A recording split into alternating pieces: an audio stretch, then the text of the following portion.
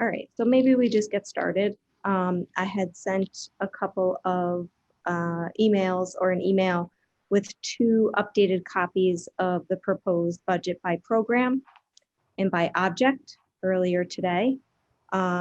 We went through and we made some corrections to some of the lines that we discussed in the last budget workshop. So for instance, Mr. Hennessy had asked us to look at the stipends where we had an incorrect figure. We went and created a spreadsheet and put some detail to that so that we were able to project the actual costs of those stipends and accurately represent it in the line. So if you look at your object budget on page 7, you can see the coaching stipends for East Haven High School were adjusted to $237,272 for the superintendent's proposed, which is the actual projection of stipend costs for next school year for the high school. One of the other corrections that we made was we adjusted some of the full-time equivalent staff and the information we received for degree changes. And it still reflects any retirements that we currently know of, but we fixed the Tuttle interventionist line so that the salary is supplemented by grants as that individual was hired at a higher rate than we were originally budgeted for. And then we also made a few additional adjustments. One was the athletic stipend line for the middle school. When we did the actual calculation, there was a little bit of savings there in terms of projected stipends. I do want to point out one and bring out one thing to your attention that Tom brought to my attention today. On your program budget on page 8, there's 2 lines there. There's a Social Security FICA line at 6.2%, and there's a Medicare line at 1.45%. If you look at the 2020-21 adopted, you see the Social Security has $392,700 and the Medicare has $18,900. We needed to adjust that because when we brought over the budget, those 2 lines were reversed. And when we realized that they were reversed, we had already cut a payroll and couldn't make the correction. So we had to do it through a journal entry adjustment for 2021. That's why you see it adjusted in the adjusted column. The superintendent proposed has the accurate figures for both those. Tom had a really good question. He said you would think that Social Security FICA at 6.2% would reflect the higher number since it's 6.2% of gross pay. But you have to remember that any paraprofessional on the alternate 457 plan or any certified staff member paying into TRB or any employee on the MERS plan do not contribute to Social Security. So we have very few individuals contributing to that line. Medicare on the other line, the larger number, all employees are contributed to that, regardless of bargaining unit or salaried, certified versus non-certified. So just wanted to point that out so you can understand why those numbers were flipped, adjusted, but the superintendent's proposed reflects the accurate moving forward. So those were some adjustments that we made based on our last budget workshop and conversation. We did make a couple of additional changes, like we took a building sub out of Overbrook's line. And that was mostly because we had to adjust again the stipend line for athletics. Overbrook has a different type of staffing. They have, head teachers, lead teachers, they have assistant teachers, and they have caregivers. So they have a lot of extra staff in classrooms due to ratios. And we typically do not hire a building sub at that location. So we took that out as well. And then, let's see, we also adjusted a little bit on the in-house athletic officials and tried to make some more accurate projections relative to that line, so that we had 5,000 in the adopted budget for this year. The request came in at 15,000, and we scaled it back to 10,000.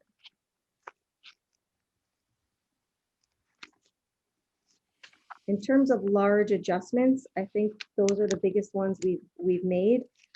We also reclassified and defined our paraprofessionals. So if you look at some of the paraprofessional lines in the object budget, you'll see some decreases and increases. That we made sure that we were categorizing our paraprofessionals accurately into categories. So we have these kindergarten and first grade paraprofessionals that are our classroom paras. And then we have our instructional paras, which are intervention paras that provide math and reading interventions under the supervision and guidance of our reading consultants or our interventionists. And then we also have special education paras. That could include one-on-one paras, paras that travel with small groups of students in different classrooms. And those paraprofessional hours range anywhere from 19 and a half to 32 and a half. So we tried to maintain the hours that we need, but wanted to put all the paraprofessionals in the right categories and budget accordingly under those categories. And finally, one of the other areas in looking at the budget were the lunch aides. This year, we did significantly increase the number of lunch aides we have, and also the hours that they're working, because we were forced for health and safety reasons to reduce the amount of kids in the cafeteria, create additional lunch waves, and also have lunch both in classrooms and the cafeteria. We were unsure of how we needed to progress with that next year relative to our situation. So we did leave the numbers of staff that we had at their existing hours, but can certainly scale that back as necessary. And one of the other things I wanted to share is, while I shared with the board, we were supposed to get information on our ESSER round 2 grant funds for COVID relief. We haven't received anything. And while this may be a superintendent's proposed and translate into a Board of Education adopted budget, we still have time to make adjustments after we know a little bit more about what we're getting for those ESSER funds and how that can help supplement some of the things that we need to do. For example, our operational budget, proposed budget, includes additional staff for block scheduling next year to maintain that without having kids sitting in study halls, but offering more electives and also offering the opportunity to take math every day instead of every other day on a block schedule. If we get ESSER funds can help supplement the cost of those teachers, because it's in an effort to provide longer blocks of instructional time for students to accelerate learning and close gaps. So as we move forward and this becomes the Board of Ed proposed, we know very well that the allocation from the town could be less than this, 2.01%, 2.1% that we're requesting. We can look at those grant funds and try to figure out what we can maintain as we're making cuts and decisions about accelerated learning and closing gaps as a result of our disrupted school year.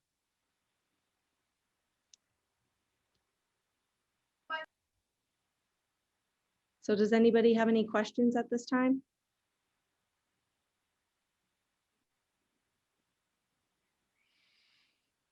I have no questions.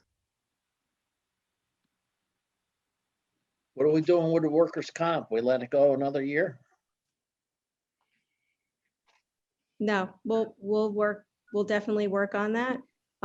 Looking forward to getting a COFO in place. And one of the first projects that we'll work on is certainly taking a look at the workers' comp. Again, we flat funded it in this budget, but we're happy to investigate that further. We were supposed to investigate it the last 2 years. I think it's a 15-minute task just by getting a price, and it goes off your payroll numbers. It's very simple. Okay, Very Lynn, simple. do you have any information or detail that you can add to that based on what you've been researching? We're looking into going with ACES and they're still out to bid. I'm not sure if you wanted me to go any further than that. I did go with ACES to try and, ACES on a premium-based program or on a self-insurance? premium-based program. Yeah. But, I mean, all that bid stuff takes time. I honestly, listen, you could get a price in, I think 15 minutes. You know, it goes off your gross payroll and classifications, how many dollars per hundred and all that crap. I know. It's simple. Guys, And- that's our only option? That's why I And really. if it really doesn't bring make Tom. sense, it eliminates it from being a discussion. You don't have to worry about it. If it does make sense, then you're gonna have to proceed the way you're proceeding. I know that So, we closed. Okay, regarding the 15-minute thing, Tom, I get all that, but regarding the ACES, is there any other option, any other avenue, or that's the only avenue? Well, there's many other avenues, but we've been trying to close out a lot of the really old claims that go back to 2000. And we have recently closed a couple of them, and we actually had one is deceased now, so there won't be any further claims going forward. So until we can clean up the very, very old claims, I don't think anyone would touch us. I And I don't, don't want to sound silly, Tom, sorry, I'm looking at you, Tom, sorry. Lynn, regarding cleanup, you mean the cases are closed due to the person either returning to work and closing out the workers' comp case, or Paying them out. them just paying them out? That's my next thing, so paying them out. Okay, so then I understand the frustration, Tom, but what are our other options if we can't close them out because they're not ready to take a payout or not ready to end it? What are our options? our options are to Yes. make an intelligent decision, even consider if premium-based is a chance for us. And that will take 10 minutes.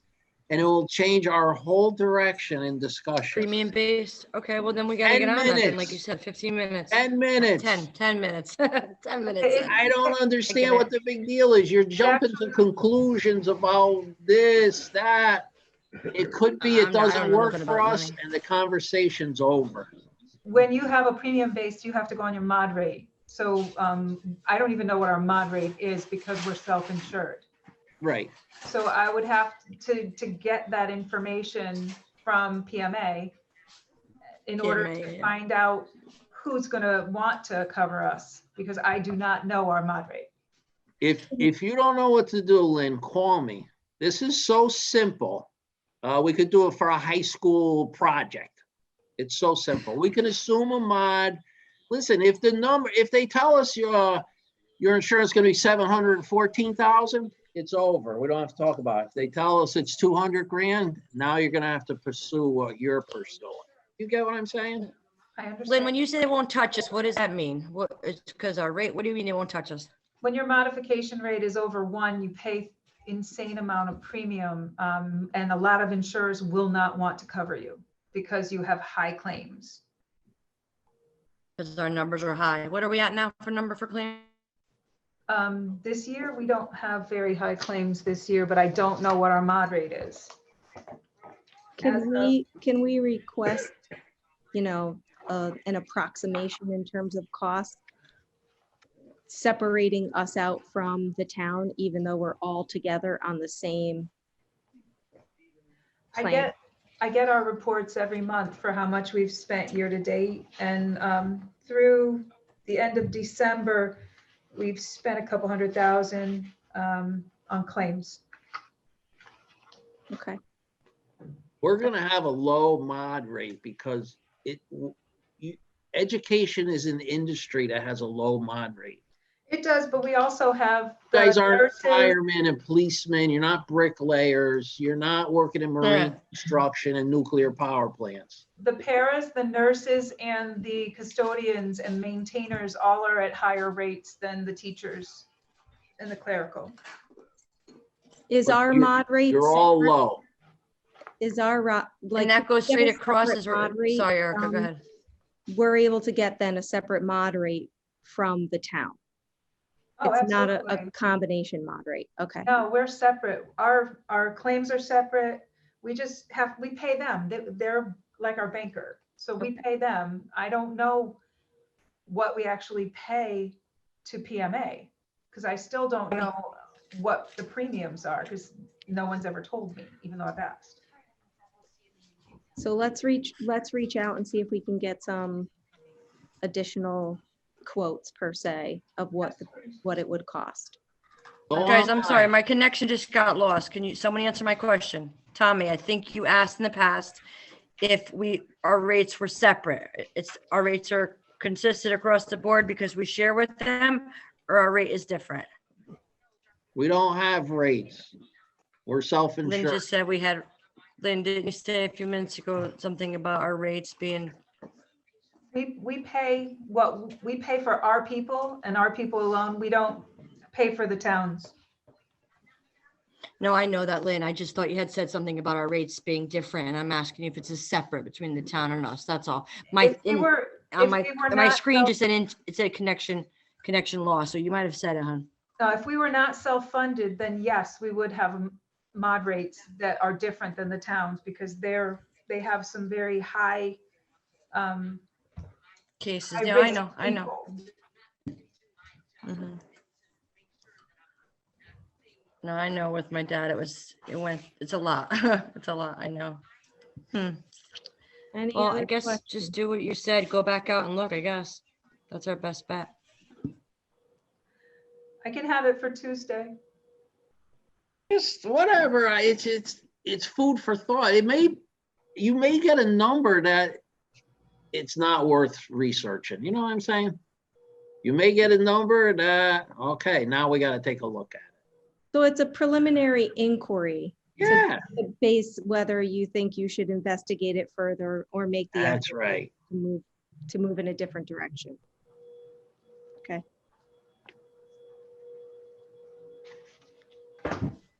And you're gonna get this to us by when? You said, Lynn? Tuesday, I mean, I Tuesday? can have them by Tuesday if I get on it tomorrow.